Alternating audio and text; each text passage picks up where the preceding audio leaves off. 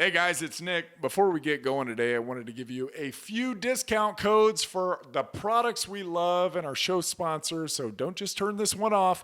If you're listening to this podcast, we at Hardwick Life want to reward you for your loyalty. So take 25% off of your order by using the code HardwickFF25, because after this long, we consider you friends and family. That's HardwickFF25 at hardwick.life. It's like hardwick.com, but that one was taken by a shirt company. So hardwick.life is where you can find it. For 20% off at bubsnaturals.com, use the code Hardwick20. That's Hardwick20 at bubsnaturals.com. And for 10% off at Julian Bakery, use the code Nick Hardwick, that's me, at julianbakery.com. Again, Nick Hardwick at julianbakery.com. Now, if you want to hear what I take daily and get some insight as to what you should take, maybe, stay tuned. If not, skip ahead about a minute and we will be into the show. Thank you all. All right. So you want to know what you should buy. I take 6 of our Hardwick Life products every day. I originally started that company out of kind of selfish needs. I wanted to get access to the absolute highest grade products in the world. Our supplements are pharmaceutical grade, all of them. They've got unique delivery mechanisms. So you aren't just getting expensive urine, you're actually absorbing the products at a higher rate than cheaper store-bought supplements. I take brain, joint, fuel, phyto, pump, and neuro. Now, that may be a little extreme for you, but those are my jams. Now, I've done a lot of damage to my body. I need all of them. The brain and joint, they're kind of self-explanatory, right? Fuel is one of the only whey protein powders that I can take that doesn't upset my tummy. And we hear the same thing quite frequently from folks that don't process dairy all that well. That's because it's made from New Zealand grass-fed whey. New Zealand has the highest dairy standards in the world. There's a noticeable difference, and the flavor, it's pretty damn incredible. For a peri-workout drink, which peri-workout, you'll hear that term, it means around your workout, or to add protein midday, I put 2 scoops of fuel with pump, which has 3 grams of creatine per serving, 400 milligrams of ATP, which is the body's energy currency, and 95 milligrams of caffeine to get you all fired up. All of those, they allow you to do more work in the gym, getting better results. More work equals better results. Who would have thought? Seriously, you can work harder and have a lower rate of perceived exertion. And I like to add in phyto, which has all of the necessary nutrients, vitamins, and minerals, along with this patented formula called True Brock, which contains glucoraphanin, which researchers at MIT are calling the fountain of youth. And lastly, I take neuro about an hour before bed. Dr. Andrew Huberman, a Stanford neuroscientist, host of the Huberman Lab podcast and recent guest with Joe Rogan. I'm sure some of you listen to that guy. He's pretty awesome. Recommended in our 3rd episode ever, we got him before he blew up, magnesium L-threonate, as it's the only form of magnesium to cross the blood-brain barrier. And it increases levels of brain magnesium, and that leads to better cognition and a more robust memory. That's important. It also has a slight sedative effect to help you get to sleep. All right, I'm not going to bore you with more details. Get over to Hardwick Life and use the code HardwickFF25 for 25% off. Now, you guys that have been following me for a while now know that I've used Bubs Naturals since the company's inception. I don't know. I may be their first ever ambassador. I know there's a lot of bigger names now that are promoting Bubs. The company is blown up and is thriving because many folks like me understand how great their product is. I take 2 scoops of their collagen protein and 1 scoop of the MCT oil powder daily with my morning coffee. Try it once, you're going to be hooked. It's unbelievably creamy. The collagen is also really a great way to sneak some protein into your kids' lives too. It's unflavored, so you can add it into pancakes, oatmeal, mac and cheese, or juice, and they're not going to notice a thing. Use the code Hardwick20 for 20% off. Lastly, before we get to the show, I want to tell you about my friends at Julian Bakery. This company, they've really got their act together. I believe most people could use more protein in their lives. It's got a very positive effect on satiety, brain signaling, and maintaining a healthy body weight. I recommend 1 gram of protein per pound of body weight. Please don't listen to Zac Efron's trainer, who on their show falsely ties too much protein to kidney failure and loss of bone density. And certainly don't go to the Game Changers propaganda documentary on Netflix for your science. Neither of these use actual science. There's a lot of kooks out there, folks. We're going to keep fighting the good fight. I love a variety of protein. Obviously, I've told you about our whey protein, Bubs Collagen Protein. And Julian Bakery's specialty, in my opinion, is their egg white protein powder. They come in ridiculous flavors like pumpkin pie, coconut, maple glazed donut. They blend easily. They're a great addition in the middle of the day. Use the code Nick Hardwick for 10% off. That's Nick Hardwick for 10% off. All right, that's enough. Let's get you back to the show. Love y'all. All right. Hello, everybody. Welcome to the Hardwick Life podcast. I'm Nick Hardwick, your host. Got a great guest today. I was on his podcast recently, the Sweat It Out podcast. His name is Josh Evans. Josh is one of the premier online fitness experts on the mindset behind getting, and probably more importantly, staying in shape. As a coach, Josh has the rare ability to connect with a client through personal experiences, all while delivering complex ideas in a digestible manner so individuals can focus on taking action, leading to lasting positive change in their lives. In over 10 years as a fitness pro, Josh has helped everyone from soccer moms to world-class CEOs move well, feel better, look their best when no one else could help them do that. Josh's work has reached millions of people internationally over the years, shaping the way others think about their health, thrive in the midst of change, and realize their highest potential within themselves so that personal responsibility, productivity, and achievement become paramount. You can find Josh and follow him on all social media platforms at Coach Josh Evans. Thanks for your time, guys. Gonna enjoy this one. Here we go. So, Josh, back it up. Tell me where you're from. Give me your story. I'm interested in learning because now you're doing obviously a fitness pro and helping people change and transform and reclaim their lives, and it's super cool. But how'd you get here? Yeah, so I mean that's a great question. So I grew up in northern New York, maybe like a hour and a half north of Syracuse.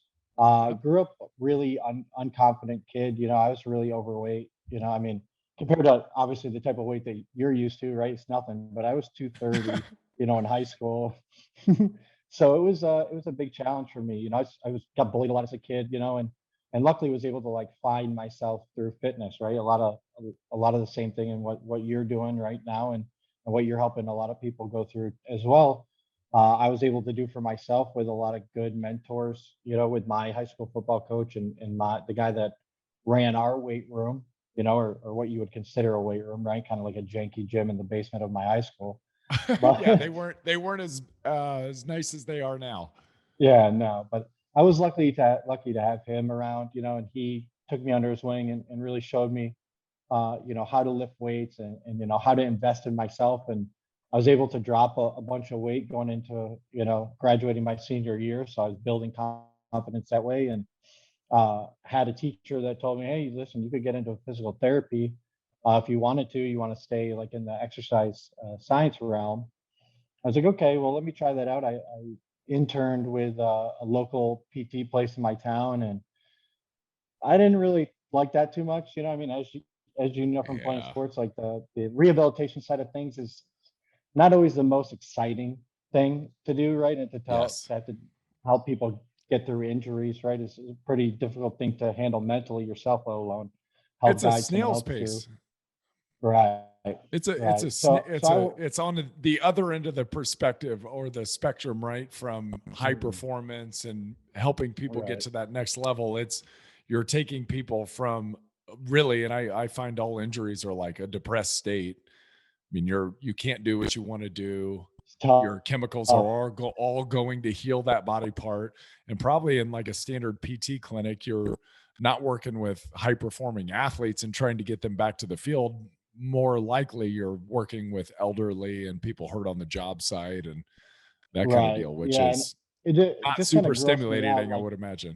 having to rub that gel on like an old person's knee. I was just like, yeah, I'm good.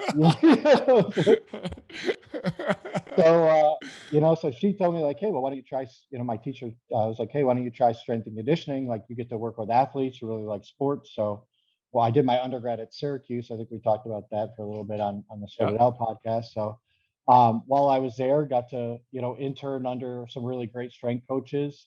Uh, Will Hicks, who, was a two-time strength and conditioning coach of the year, and Hal Luther, who's now, I think he's still with the Buffalo Bills.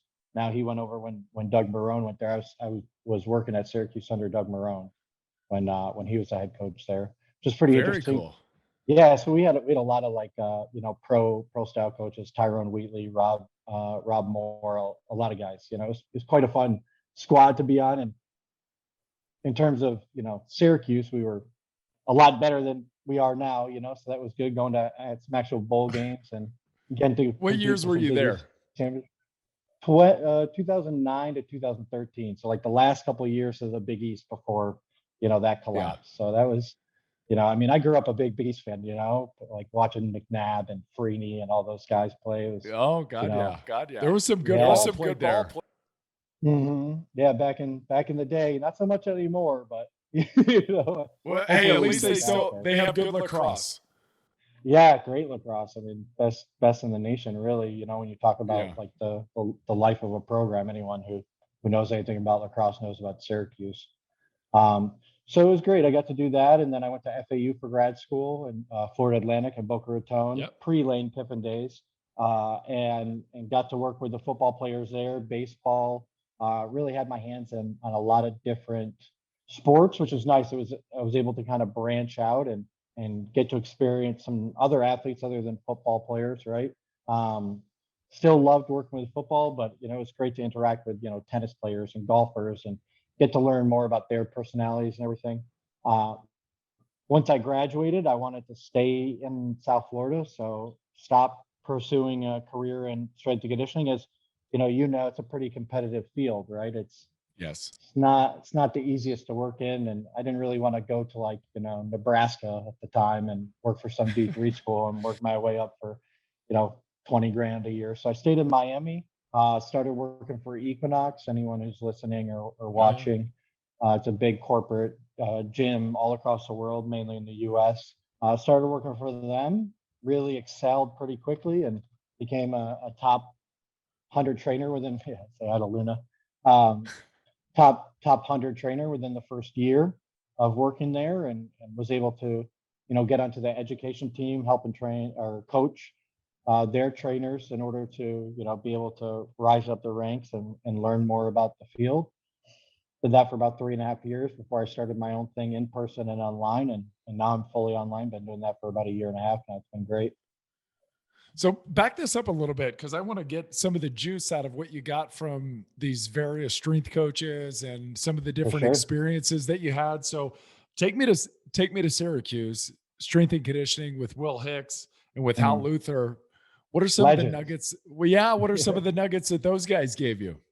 I mean, I was pretty young then, so most of it was just, I mean, they didn't really have me doing a ton with like the programming and all that yet, right? Right. Obviously, I was an intern, so a lot of cleaning, wiping things down. But, the big things I learned were about, showing up on time, right? The importance of showing up early, most importantly, and being present when you were there. I mean, as you know, like 5 a.m. workouts are a hell of a thing to have to go through, let alone just sit there and watch other people go through them. Right. But being present, learning about how to take care of a weight room, learning how to present yourself, and really be a professional in the field of exercise or fitness or strength and conditioning, right? Was huge, just to kind of see how they interacted with the football players, even with the lacrosse players, because they handle both. And it taught me that it was much more, like coaching was a lot more than just the, I mean, they probably tell you the same thing in football, right? More than just like X's and O's, more than just write you what workouts you write down. It's how you actually get to know your athletes, how you get to know your clients, how you get to know the people that you're working with, and show them that you really care about them on a personal level, more than just like, hey, go bench press or hit that squat and then I'll see you later. Right. It was pretty remarkable. And obviously, there's some of the best strength coaches in the country. So it was great to be able to learn from them, learn their processes. But again, I think the biggest things were, how to be a true professional in the industry, right? I really learned a lot from them when it came to that early in my career.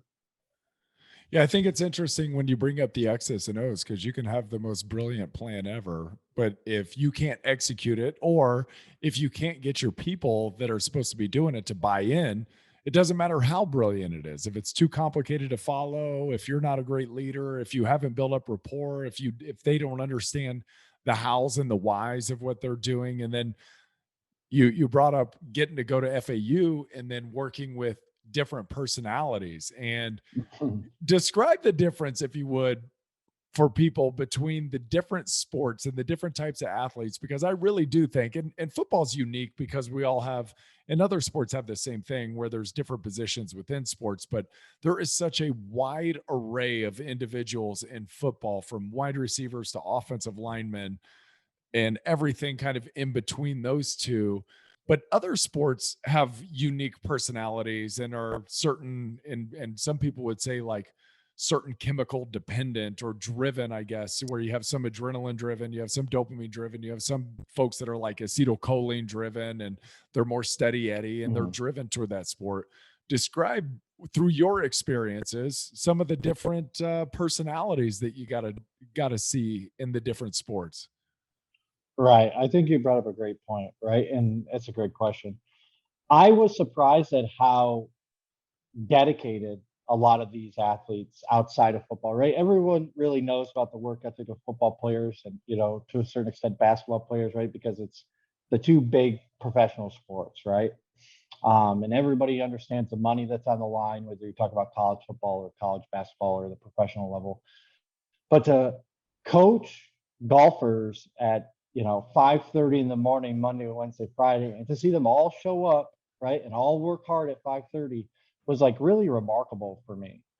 Just to see how dedicated these other athletes, even though there wasn't necessarily going to be that professional chance for them to Right. go out and make money like it, to still see them put in the work ethic and still care about their craft, and focus on the things that didn't necessarily translate directly to their game, right, but were really important for their development as a person and as an athlete overall, right, when it came to being in the weight room and tucking in their shirt and showing up on time and helping their younger teammates, right. I think it really showed me that even though that prospect of being, and it kind of falls into the same thing with like what we're doing now with being like in the social media game, right? It's like you Yeah. might not reach that celebrity status, you might not reach that professional status, right? That athlete status, but you can still put in the time, you can still work on your craft, you can still, bring that intention that you need to bring every day to get a little bit better, right? So that you can be proud about at the end of the day, and be grateful that, you did everything you could to continually improve, right? And that was something that I really took away from that experience. That, and I realized that, baseball players are some of the biggest savages. I thought football players were savages. Baseball players are some of the biggest savages I've ever met. Like, getting those guys to focus in the weight room was impossible. What is it? Screaming, throwing, oh my god! Like, you want to talk about a bunch of. I mean, FAU had a really great baseball program too, so Right. those guys knew that they had a little bit of leeway. I feel like the better the athlete and the better the team is, they know they can get away a little bit more. But power cleans and jerking it and slamming it on the ground, it was fun to be around. Yeah, there's You a know, I you know think what it's there's like being around in those weight rooms. Oh, there's nothing better. There is, for me, that was like the whole driving factor for me to even walk onto the Purdue football team was to get in their cool weight room. And now I went Mhm. up there, and the weight room that we used to work out in, which was, gosh, it was like 10,000 square feet or something. They probably got 20 to 25,000 square feet. We shared ours, by the way, with all the other sports, and they've got now like 20 to 25,000 square feet of dedicated football weightlifting. I mean, it is so advanced, high speed. You can measure force, you Mhm. can measure wattage, you can measure bar speed, all these things. It's like, and it's got real time footage coming in through the racks. Like, holy shit, this is Yeah, amazing. it's funny you brought that up because, coming from I mean, Syracuse has like a mid-tier Division 1 program, right? But we still had all the bells and whistles from, having a huge endowment of being a private school and being in the Big East at the time. We had 14,000 square feet, 2 floors, all the hammer strike machines, uh, logoed racks in the Syracuse orange and blue color. Like, everything you could have ever wanted. Going from that to FAU, which, we had just moved into Conference USA when they were part of the Sun Belt at the Right. time, but they were moved into Conference USA when I got there.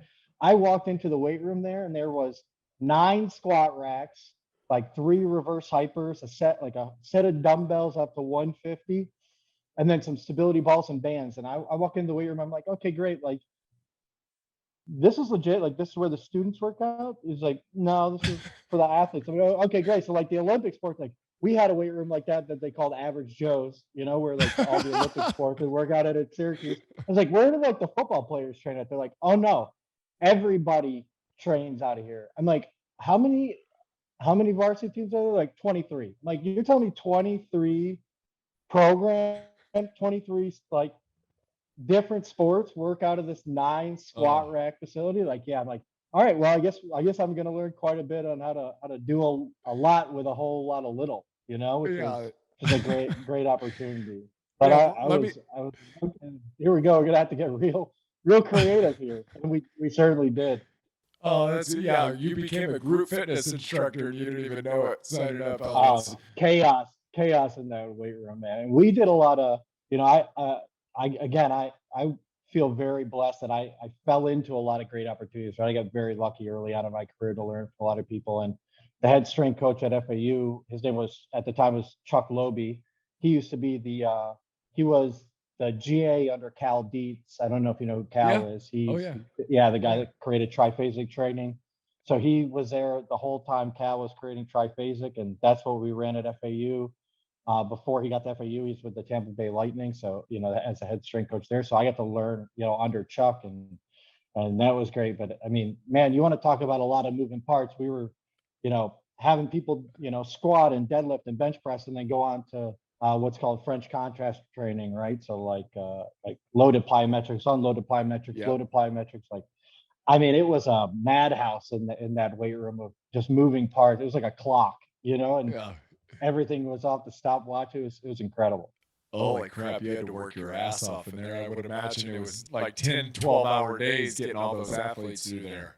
Yeah, 6 a.m. to 6 p.m., man. Wow. It was but I got thrown right into the fire, right? I learned a lot in 2 years, and Yeah. learned a lot about programming, learned even more about how to be a professional, how to handle a large group of people, right? Which is great now in case when I lived in Miami, I was doing, group fitness events upwards of 100 people. So, being able to control those after, going into a weight room situation where we'd have, 80 to 100 swimmers or 40 to 50 football players at a time. It's like, oh, okay, I can handle this. This is No nothing. We'll, problem. we'll, we'll be able to get through this. Yeah, we'll be able to Yeah. get through this. No problem. So it was great, man. So I want to go back to something that you hit on because I think this is super important. And it's, you mentioned it a little bit in what we're doing in our lives. And you got a kid coming, and this is the one thing that I want to give my boys. And I think you hit on it when you're talking about the golfers coming in at 5:30 in the morning and training their butts off and working on their craft. And they don't have the opportunity. They're not going to be professionals, right? They're not going to the next level, but you can still take pride in your work. You can still show up every day and be present. And the thing I like to use with my kids is, look, we take it seriously, but it's not that serious at the end of the Mhm. day, because I want them to have the balance between, take the pressure off. It's not that serious overall. Like that we get caught up in the day to day and grinding and God, it's serious and I got to struggle my way through this. But at the end of the day, it ain't that serious. We're all going to die. Right. So, but and no matter what you achieve in life, no matter what legacy you leave behind, you're still going to die. So Mhm. calm the fuck down would be like kind of my message to my kids. I don't tell them in so many words, but to back that out, because I think to be fulfilled, you have to push, you have to strive, you have to try to become an expert or be extremely proficient in an area. Did those kids just show up with that, or was that something that we talked about in the weight room and that you tried to impart to them, and the coaching staff was like, hey, I know you're not going anywhere? Because I did, there were kids, and I think in our football team, one of my coaches described it as like every organization, it doesn't matter where it's at, it's split into thirds. Like the top third's always going to give you their best because that's all they know. The middle third's Right. going to kind of go where the momentum is. So if you're winning, they're going to be right on board with the top third. And then you got the bottom third who like life's hard for them. And they're always going to Mhm. try to drag people down. They're always going to look for a way to skirt out of work and not show up on time and come up with BS excuses. How do you how do you coach now? How did you coach then to that bottom third to try to give them the systems, the tools, the habits, or whatever to put them up into at least the middle category, if not get them up into the top? Well, I think it's number one. It's all about perspective, right? You kind of touched on that when you talk about how finite the amount of time we have on this planet is, Yeah. right? It's like, when I was talking to athletes, I'm like, listen, if you're a freshman, you got 3.5 more years probably, right? If you're a sophomore, you really got 2.5 more years. If you're a senior, like this is it, man. Like, after this, it's over with, right? It's done. Like you can The go play real world scratch and golf if starts. you want, but you're going to go have to find a job, and with that comes the same type of pressure, right? In a different force, but the same type of pressure that you're feeling now, right? With your time management, with what you want to put your time into, how much focus you want to do, the intent behind that focus, right? So it's like you committed to this, right? You wanted to be a part of this, be a part of it, right? Absorb all of it, absorb the 5:30 a.m. workouts, you know, now with my clients, I'm like, you bought into my program, right? You wanted to, join, you wanted to lose weight, you wanted to get stronger, you wanted to feel better, get more mobile, right? Dive headfirst into it, right? Yeah, it's kind of scary. Yeah, there's a lot of what ifs. There's a lot of what ifs in every aspect of it, that what if, that risk that you're taking, right, shouldn't stop you from continuing down that path, right? All the good things that happens in anybody's life, right? We talked about it on the podcast with you, right? Came because you took big risks, right? Because you Yes. decided to, even though that risk was there, you decided to continue down the path regardless, right? And Yep. with hard work, with positive intention, right? Knowing that you're going to struggle, knowing that there are going to be hardships, knowing that every day isn't going to be your best day, but you're going to put forth your best effort regardless of those, poor performances or, you know, shortcomings. You'll be able to continue to refine your your process. You'll be able to refine your abilities so that each day can be a little better, right? And as long as you're getting a little better every day over the course of the year, over the, for the athletes over the course of the semester, you're going to get a lot better. You're going to get a whole lot better, and again, it's not going to be linear, but it shouldn't be linear, because if it was linear, everybody would want to do it. And Yep. then you wouldn't have that top third, right? You want to get to the top third, you got to push through, that ceiling that you think exists but doesn't really. It's all between your ears. Once you push through that, something clicks in your head, and you can really make that shift and plow through what you need to do. I like that. And I like the concept that you gave to the golfers. Like, look, you wanted to be a part of this. Be a part of this. Be Hmm. all a part of this. Absorb it. Take it all in. And yeah, it's hard. Everything's hard, right? At some point, everything is hard until it's not hard anymore. Hmm. Change is hard. Getting your body to do something that it hasn't done in a long time. It's hard to learn new processes, new habits, new skills that help take us in the direction of that goal. But everything's going to be that way. And then in the health world, right, everybody wants to get healthy to feel better now. But I think the reason to really get healthy is to feel better down the road. So we don't have to do this when we're not capable of doing this, when we don't have the stamina or the energy, or our joints don't feel good enough to be able to. It's like you got to put yourself in a great position now and learn these skills and habits and behaviors on a daily basis. That way, when we're 50, 60, 70, and it hurts like hell, your habits just carry you through those mornings and get you to the good stuff. Hmm. Well, it's never going to get easy, right? Like the Yeah. earlier the earlier you can start the stuff, the better, right? Not only because you don't lose all that time, like so. when I talk to people who are thinking about joining my program, they're like, well, maybe I'll wait like 3 to 6 months. I'm like, well, what's going to change in those 3 to 6 months if you wait? Like, what are you going to really be able to do on your own that you haven't already accomplished before, right? Like, are Right. you going to go through this big lifestyle change, or are you just going to continue to do the things you're going to continue to do and be in the same exact spot, but realistically worse off because now you just wasted 3 to 6 months? Or are you going to just start it now, jump head first into it, right? Take that risk and understand that I'm there for you, right? I'm there to make sure that you don't make the same mistakes that I made growing up as like a heavier set kid, and Right. having to battle the eating habits that I had to battle as a coming from a low income family, and not cooking food at home, having to learn to cook food on my own. Like, all these things are difficult, right?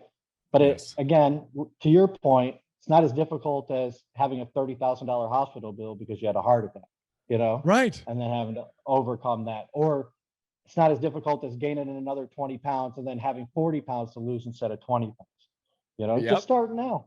Start now and be intentional with it. And I promise you, 3 months from now, 6 months from now, a year from now, you're going to be in a completely different place. Maybe that should be their answer to you. What's going to change in 6 months? And they should say, "Well, I'm really looking for a more dramatic before and after." So, Yeah, hey, I'm all for that. Hey, listen, as long as you're going to work with me, the better the dramatic, the more people that'll come and work with me. No, I'm just kidding. But it's true though. Like, it always blows my own mind when, and I think a lot of it comes down to people don't feel confident in themselves, right? Like, yeah. you have a lot of great testimonials. I have a lot of great testimonials. Like, the things we do work for a wide array of people. But at the end of the day, I feel like a lot of people who don't take that leap, don't take that risk, right? Feel like they're not worthy of that change. They're not Yeah. capable of that change, right? And if we can help people make that shift to be like, listen, you are capable of these things. You can wake up early and get your workout in. You can cook food at home. It doesn't have to be expensive for you, right? We will find a way to make these things work for your lifestyle and fit your schedule, but you have to be ready to make that change, right? You have to believe in yourself first and foremost, so that we can overcome these obstacles that are 1000% going to come your way. I like this. It's never going to get easier. It's true. It's not going to get easier. The older you get, the more ingrained your habits get, the harder they become to break. It's like a kid learning a language early on or learning a new skill early on. They don't even have to think to learn it. But the older you Mhm. get, the longer time goes, the more ingrained you are in your habits, the more you drive by Taco Bell on the way home from work and stop because it's like Pavlov's dog. It just, the bell rings like, ding, okay, I'll go get my 5 pack and a burrito supreme on the way home. It's like, no, no, no, no, no. We have, the earlier the better. It never gets easier. I love those concepts. And you're Mhm. right. The pushback, I don't think ever comes from you, the coach, right? It's not that they don't trust you. They see the results that other people are getting. It really comes down to the individual's lack of trust in themselves and their own failures that they've taken on before, or their own times that they've given up on a goal that they've had. And so, really, the obstacle is themselves or themselves. Mhm. And that's a really hard obstacle to overcome because, I mean, let's face it, you can't motivate somebody to wake up and do what they need to do every single day of the week. It's, Mhm. the more clients you have, the more attention you've got to spread around. If you can't wake up with inspiration, motivation, trying to attack your goals. So let me ask you that. How do you, I find one of the challenges just keeping people with their eyes on the prize. Like, oh yeah, shit, I forgot that I was supposed to be trying to get healthy today. It's like, Jesus, you just signed up a week ago. But like, Mhm. how do we forget already? Yeah.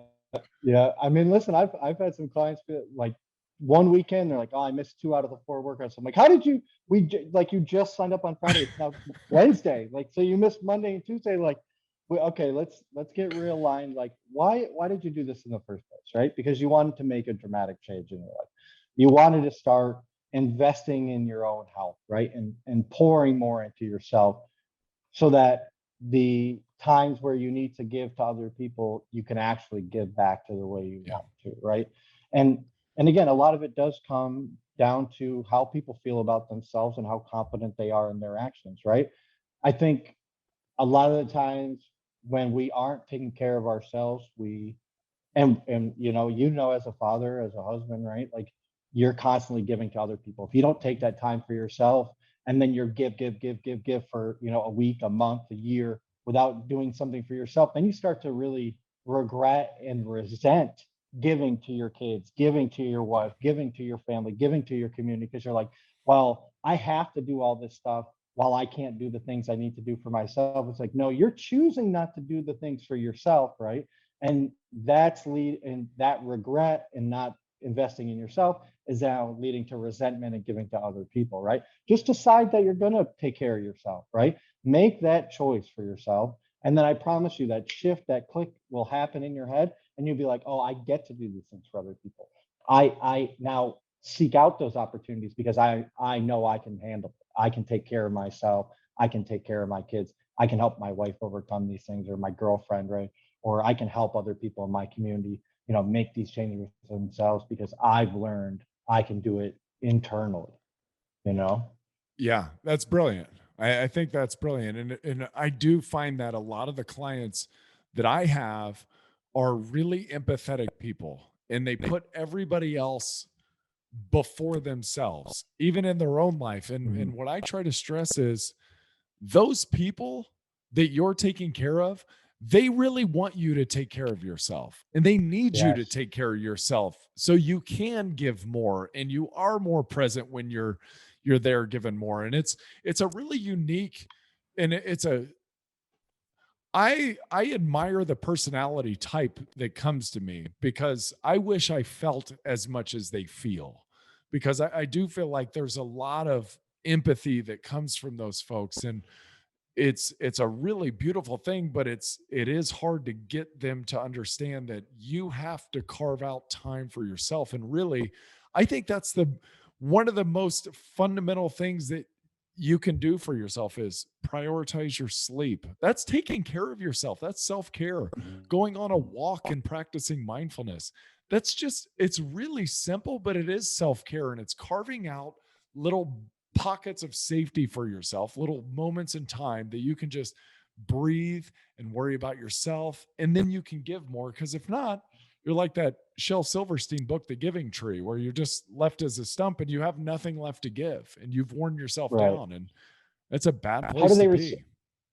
So let me ask you, how do they receive that, right? Because obviously you're helping people make dramatic, I mean, some serious Yeah. changes with their weight and in their lifestyle, man. You're a lot of the people you work with are pretty heavy set, and whether Mhm. it's, their own shortcomings or the lifestyle that they grew up in, right? And it's great to see that they're making that change. But when you have to have that conversation with them, which I'm sure happens pretty quickly and Right. early on in the program, right? How do they receive that, and what type of information do they give back to you on, what's holding them back from actually doing that for themselves? Yeah. I think one of the things when it comes to that for me is they're looking almost for permission to take care of themselves. And a big part of it too is to get the team on board. So whatever team they have, their family, their wife, their husband, their kids, to really go and ask for permission. Hey, I'm trying to do this. Will you support me through this process? Because change is hard not only for the individual, change is hard for the people around them too. Even for my wife, when I got done playing ball, I was 295 pounds and she liked me as a big man. And I think part of it was because relatively, one, I think she felt safe. She liked the strength. She liked, when we walked into a room, people noticed us because I was so big.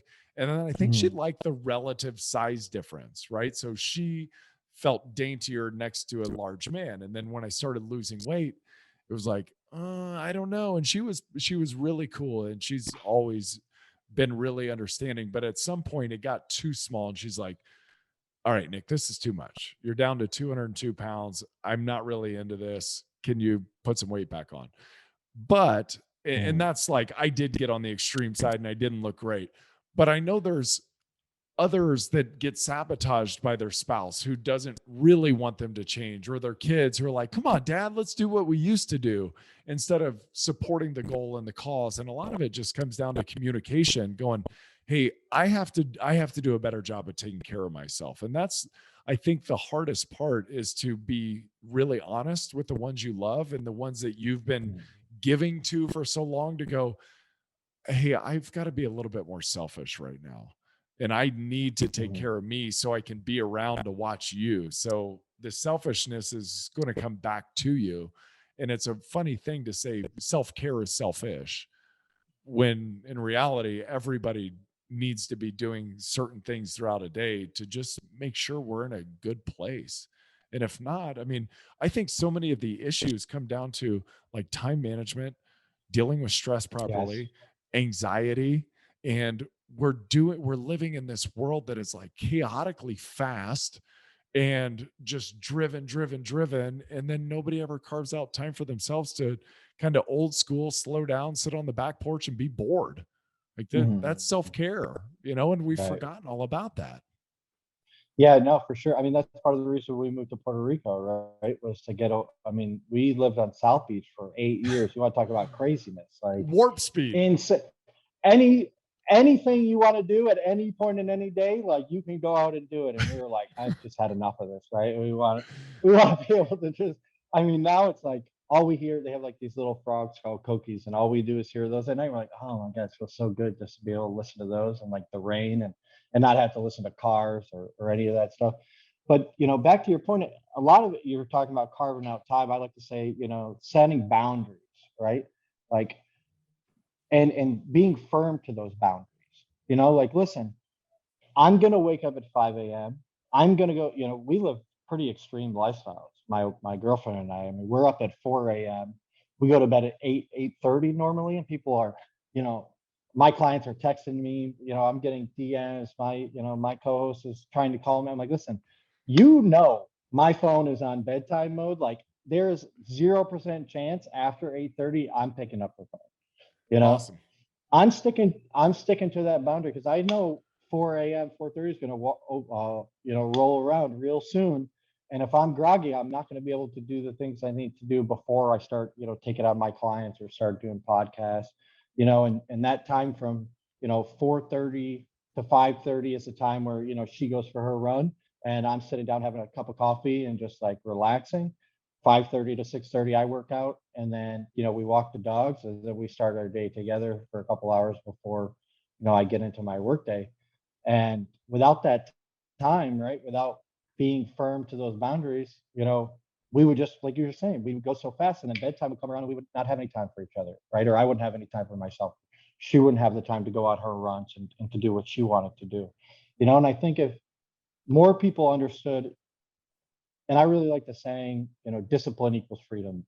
Set a schedule, be firm to that schedule, be disciplined in that schedule, and you actually become more free because not only do you know what you're supposed to be doing and when you're supposed to be doing it, which takes away that thought process, right? Of like, oh, I feel like I'm forgetting some things, or I don't know what I should be doing right now. No, look at my calendar. Okay, I know what I'm doing.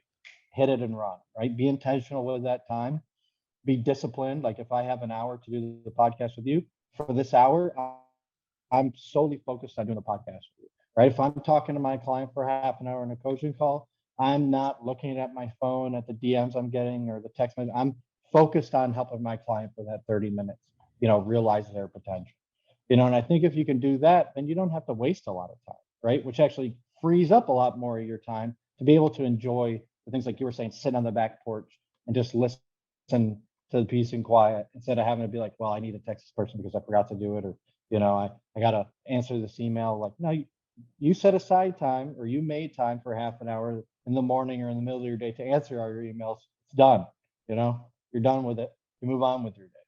Yeah. And like you said, if you can manage your time better and you can set these boundaries, you'll be able to accomplish a lot more, right? And I think a big part, and I know I'm kind of rambling on here, but No, I it's know good. a big part of it, people are afraid to set these boundaries because they think that people won't respect their boundaries.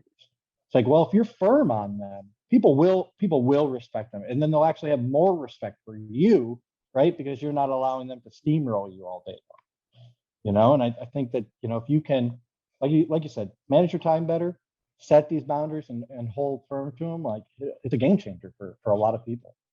That is awesome. Yeah, now I'm all fired up. I do, and Yeah, I have, I me have been, too. I have been doing better with my schedule and have been better with boundaries because I know I look rough and tumble on the outside, but I'm like really soft. I think that's why I have all the tattoos is because I didn't want everybody in Same. the NFL. Yeah, Yeah, I didn't, same, man. I I didn't want feel you. Yeah. everybody to know that I was actually a lover. And it's like, no, look at this scary guy. It's like, I'm not scary. I Not, feel like most linemen are though, man. Like all my favorite people in football are linemen, and they're the biggest teddy bears I've ever met. oh They're yeah. awesome people. Yeah. Well, thank you.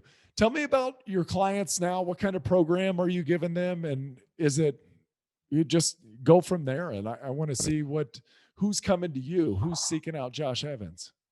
Yeah, I appreciate the platform, man. Thank you for the opportunity. So I have this new program I released about a month and a half ago called Active Made Easy, really for those high achievers, those people who are real short on time, who, kind of like yourself, are running businesses or are, you know, high level CEOs or executives with families, with a spouse. Most of my clients are male, although I do have a couple females who, are looking to simplify the actions that you really need to take in your day-to-day life in order to facilitate that transformation at the beginning of your fitness journey, right? For a lot of people, and this is what I really feel blessed to have been able to learn over 12 years in the industry, right? And having learned and from so many different types of people, is that we tend to convolute the things. We tend to make it more difficult for ourselves than it really needs to be, you know.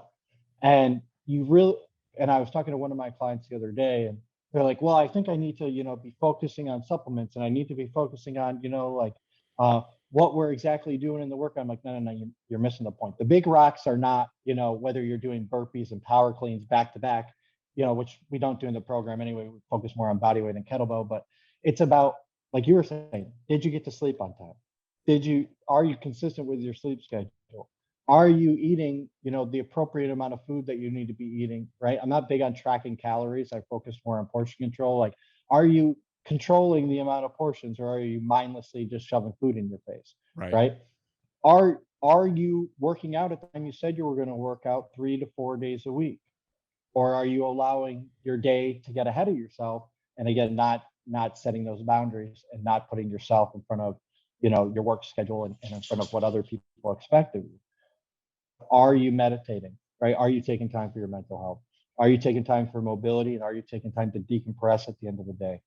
So all of those things are really what we focus on. I know it sounds like a lot, but the approach that I take with people allows it to fit into their schedule in a way where, like, okay, we set your sleep routine, right? What are the things you're going to do at nighttime each and every time? 3 to 4 things, right? You're going to stick to those 3 to 4 things. We'll refine them over time. What are the 3 to 5 things that you're going to do each and every morning, right? Big glass of water. I have a morning mobility routine I get to give them for 10 minutes so that they can, get their body moving with some low intensity, high quality, basically joint range of motion stuff. What time are you going to work out at? 40 to 45-minute workout. You don't really need more than that, especially when you're first starting out. Right. Everyone tries to be you, right? They try to be the professional athlete that trains for 2 hours a Yeah. day. You don't need that. You don't You need don't that, right? need that. You 40 don't to need 45 that. minutes tops. 40 to 45 minutes tops. Get in, do what you need to do. Stay off your phone. Don't talk to other people. Get the work in. Focus on the quality of your form and get out. Schedule your work day, right? So that you're able, like, put it in your phone and stick to that, right? That's the time that you can pick up your phone so that you can, focus on the things you need to do through your workday. So when you're out of work, you can go home, you do what I call a self-care routine, right? Like a 10-minute decompression, stretching, breathing uh, video that I give my clients. Decompress from the workday, right? Because your workout and your workday are stresses. I don't want you to feel stressed at home when you're being with your family. So take the time, do it with your kids, do it with your wife.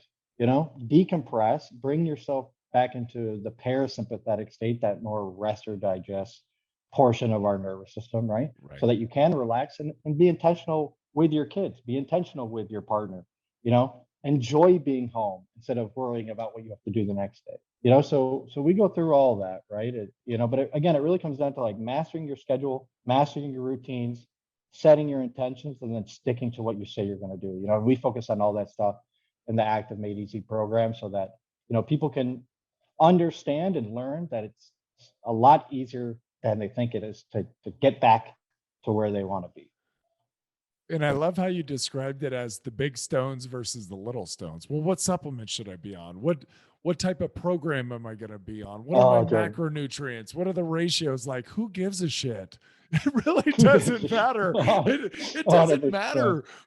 Yeah, rest Should well. I take vegan protein, pea protein, or whey protein? Like, I don't care. Can you eat protein? Like, that's what matters to me. Like, eat more protein, drink more water, work out, you know, get some That's sleep. it. That's it. And Mm, and I love that you say that because you can get into these, and I think the world that we're in now, everyone wants to be so nuanced and so like niched that we go down these strange rabbit holes. And yeah, for and not even for like honestly the professional athlete, because there were 53 of us in a locker room and we all did the same damn program, and that was from mm, linemen to defensive backs and wide receivers and kickers. It didn't freaking matter. It's like we all ran the same program.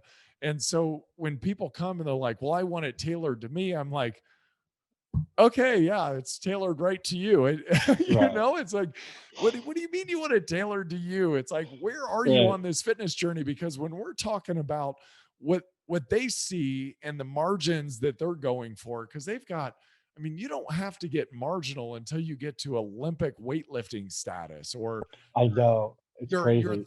you're going for a damn gold medal. I wasn't even going for a gold medal. I just needed to have a requisite mass and strength that could Mm, allow me to do the other parts of the job. So it's like, well, what are you trying to achieve? Are you going for Mr. Olympia or Mrs. Olympia, or do you want right, general health? Because that's it. And I love the word you use.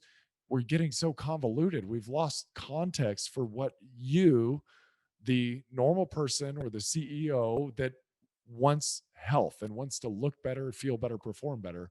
It's like it doesn't have to be incredibly dialed. It just right. has to Well, be enough to get you moving. And the foundational stuff that you talk about, the mm, movement, the drinking water in the morning, getting a little that's movement incredible. exercise, a little meditation, setting time for your workout, 40 minutes, 45, bang it out, get the hell out of there. Don't loiter. Don't let it last 2 hours. And Mm, then when you come home, I love the thought of the decompression as you're re-entering into out of the workspace, get back into that parasympathetic state. And so we can relax and enjoy our life. It's like we don't mm. have to be as running as hot as we were at work for those 8 to 12 hours or whatever, and then come home and do the same thing until 8 p.m. It's just completely unnecessary. Yeah, I couldn't tell you the type of feedback I've gotten from the people I've been working with, since I launched the program on that one specific 10 minutes, that they give themselves at the end of the day.